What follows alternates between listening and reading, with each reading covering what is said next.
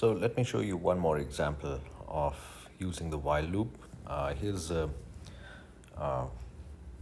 pseudocode of another modification of this grading example.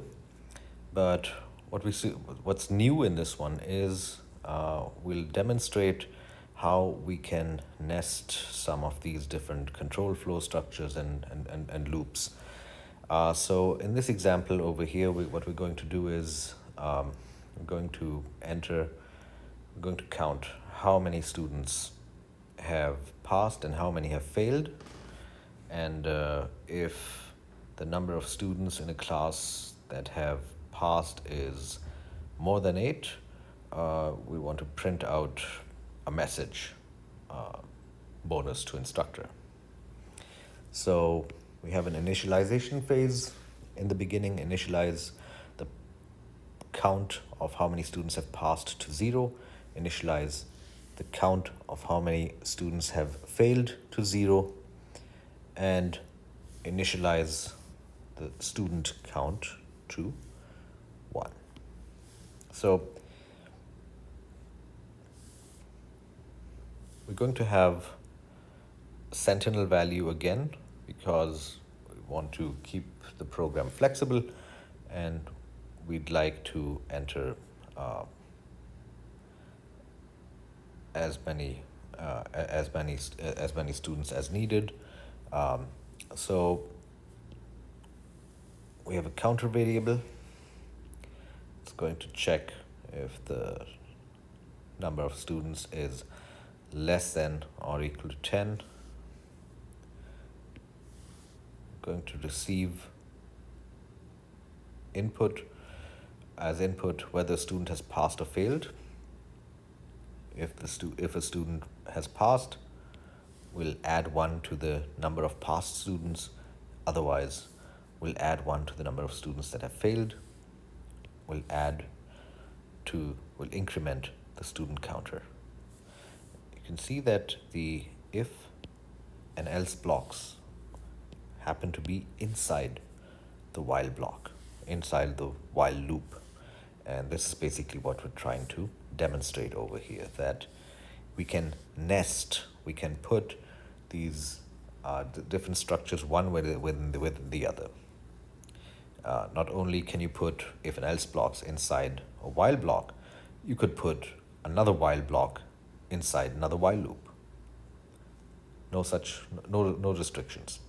And also some of the other types of loops that we'll see later on. So specifically when we're putting one loop inside the body of another loop, we call those nested loops. Finally, when all the counting, all the data entry is done, we're going to print out the number of students that have passed, the number of students that have failed, and if the number of students that have passed is more than 8, print out a message, print bonus to instructor. And this is the code for that. So obviously the count of passed and failed students cannot be negative. That's why we're defining these two counters as unsigned integers. Student counter is set to 1. And everything else is pretty much standard. We have a while loop that's going to go until we have reached 10 students. We're going to print out inside the while loop a message asking the user to enter 1 if a student has passed, 2 if the student has failed. We're going to read that in using a scanf function as before. And if result is 1, result is where we're storing the 1 or 2 input value. If the value of result is 1, we add 1 to the passes variable.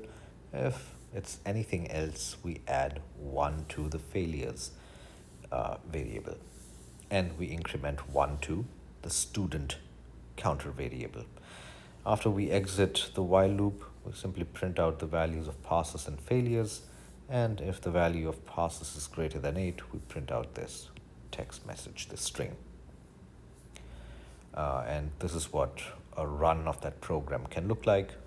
So for example, you enter 1, 2, 2, 1, 1, 1, 2, 1, 1, 2. That's 6 students have passed, 4 have failed. That's not greater than 8. So in that case, all we'll see at the end is these two counts. If we enter 1, 1, 1, 2, 1, 1, 1, 1, 1, 1, and the number of students that have passed is 9, number of students that have failed is just 1, it's greater than 8, of course, number of students that have passed, we see this additional string printed to the console.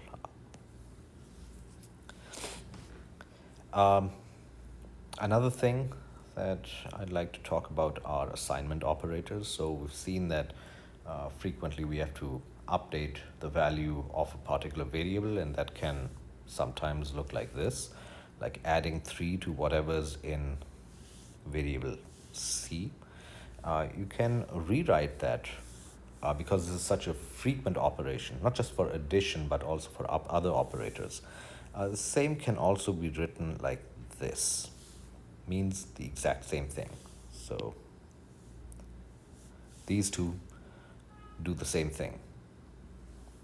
And like I said, yes, sure, this is an example for the assignment operator. But more generally, this can be done for any operator where the expression that you're dealing with is of this form. So you have a variable and you're updating that variable after performing a certain operation on it with some expression over here. So it doesn't just have to be a number over on that side. And that can be rewritten. So basically an update to a variable can be rewritten as that same variable, the operator followed by an equal sign, and whatever expression you had over here. You can see that example on the previous slide followed this same syntax, this same shortened syntax.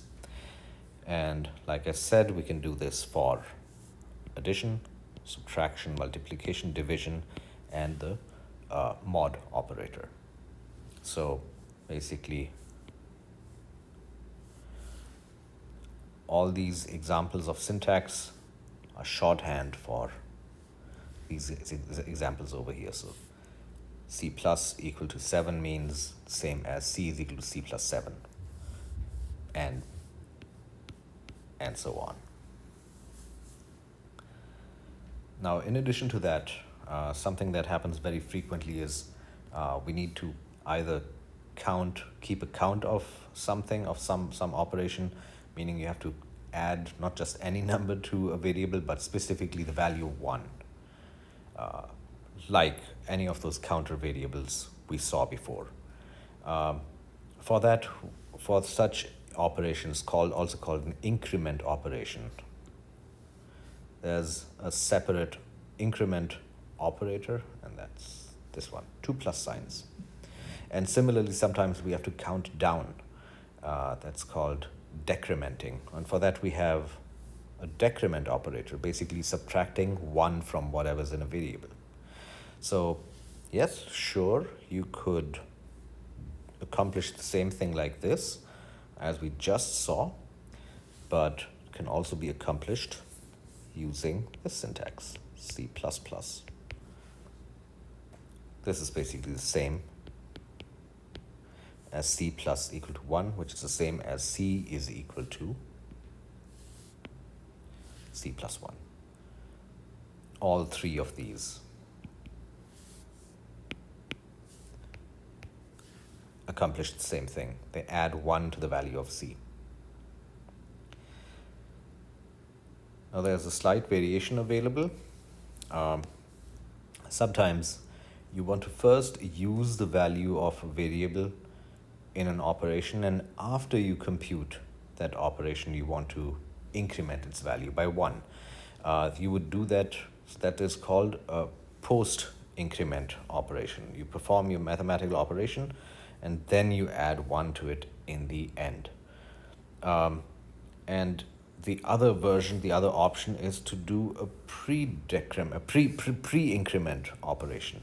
And whatever I'm talking about here in terms of increments, the same idea exists for decrement operations. So addition, subtraction.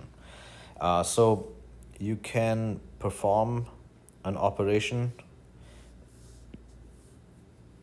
and after you're done, you can add 1 to the value of a variable, or you can also do it the other way. You can first add or subtract 1 to a variable and then evaluate a particular expression. So let me show you what that can look like and what the syntax for both are. So both use the increment operator for whether or not you want to do post or pre-increment, and just like that you also use the decrement operator regardless of whether you want to do pre or post decrement. If you want to do, and this is very easy to remember, if you want to do the increment before, you put the increment operator before the variable name. If you want to perform the increment operation after using the value after evaluating your expression, you put the increment operator after the variable. And the same thing for the decrement operator, pre and post decrement operations. And just to show you what that looks like and that actually works, here's a very simple sample code. We have a main method with an integer variable c, and we print out the value of c in this line, which should show up as 5, followed by a new line character, and then we print out the value of c++, and this will print out as 5 because it'll use the existing value of c, which is 5, print it out, and after it does that, it will add 1 to c. It will increment c. And in the next line, line 14, we print out the value of c again, and by this time, the value of c will be 6. The same thing can be done, or to illustrate the difference between post and pre-increment, we can initialize c. We initialize c back to 5, print out c, just to show you that its value is 5. And this time we use the printf function, but instead of the post increment, we use we do a pre-increment, which will add 1, increment c by 1, and then print it out, which means the value we expect to see will be 6 on this line. And after that, print out c once more using the printf function, and the value will still be 6. So if you run this code, the output will look something like this. For post increment, 5, 5, 6. For pre-increment, 5, 6, 6. And you can play around with this, and you can try it out with for post and pre-decrementing as well, subtracting 1 from these values.